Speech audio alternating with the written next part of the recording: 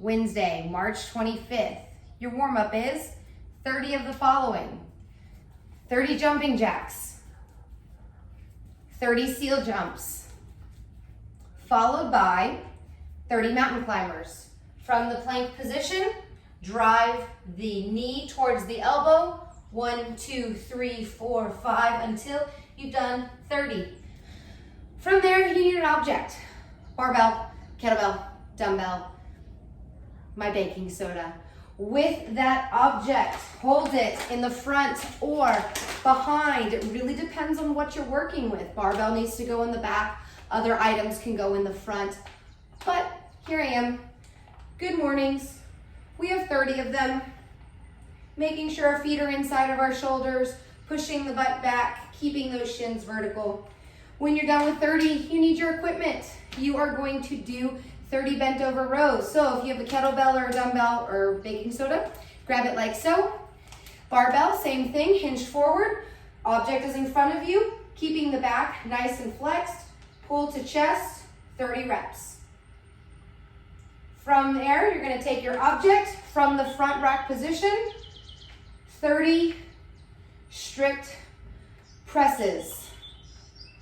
Then we are done with the object for now. We're gonna clock 1 minute left, 1 minute right. So the pigeon stretch, like so. Now this is one option.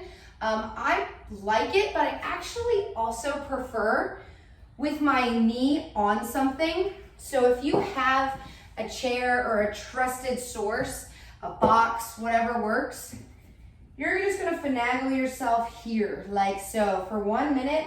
Don't forget, change directions, find what feels like a good stretch for you, breathe. After 1 minute on one side, switch to the other. Now you might have to go back inside for this, but we've got 1 minute of a couch stretch.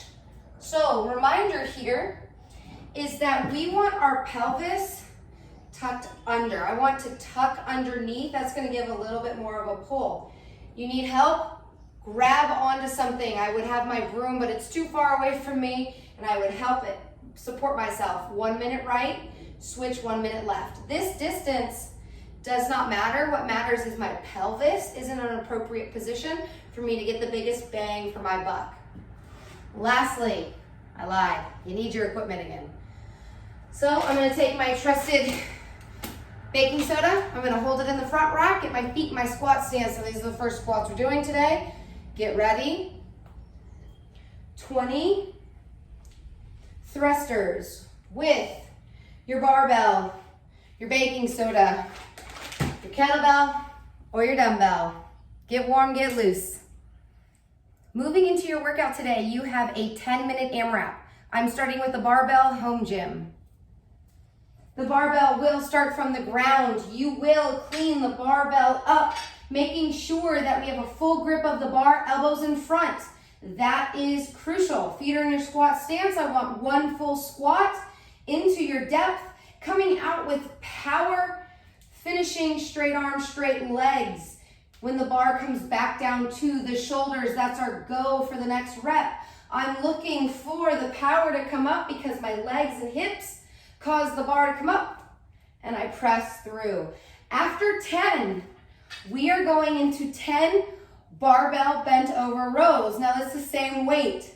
So we can bring the bar to our hips, hinge, pull to finish. Now we notice that I do have some space between me and my thighs. That is a-okay, but I wanna make sure we're in a tight back position as if deadlifting. We're gonna pull to right underneath the chest where we have 10. Now, home gym people, you're gonna be doing thruster into bent over row, into thruster into bent over row. So when you hear that the weight's 95 on the high end for guys and 65 for the ladies, make sure you're wise with the weight that you're using. Moving into our kettlebell, dumbbell people, here's what we're looking for today. Now, if you have a matching pair, which I'll say again, I do not have. If you have a matching pair, you are going to keep your rep scheme the exact same. It's going to be 10 thrusters with 1 bell on each side. After you've completed the thrusters with the same points of performance, a full depth squat, a stand to a straight arm finish. That is 1 rep. Now you need to be mindful of your arms. I need them closer to your bicep and even with your heels. Once you've done 10 of those, the bells come down, we hinge and row. Now, if you're like me and you only have 1 of the bells, you are going to do it a little bit differently. You are going to be giving me 5 single-sided thrusters before you give me 5 on the opposite. Now, I'm assuming you only have 1 dumbbell, and if you can thruster it, you can row it. The issue with mine is it's a little bit lighter, and so what I'm gonna do for this row is I am actually going to do 10 reps per side. My row is a lot stronger than my thruster, so after completing 10, I'm gonna complete 10 rows here. Yes, we could say, oh man, I gotta do a little extra work, but let's look at that at the positive side is, man, you get to do a little extra work, a little bit more unilateral strength developing, making sure that our pull is evenly developed on both sides. So there's positive in that, have fun.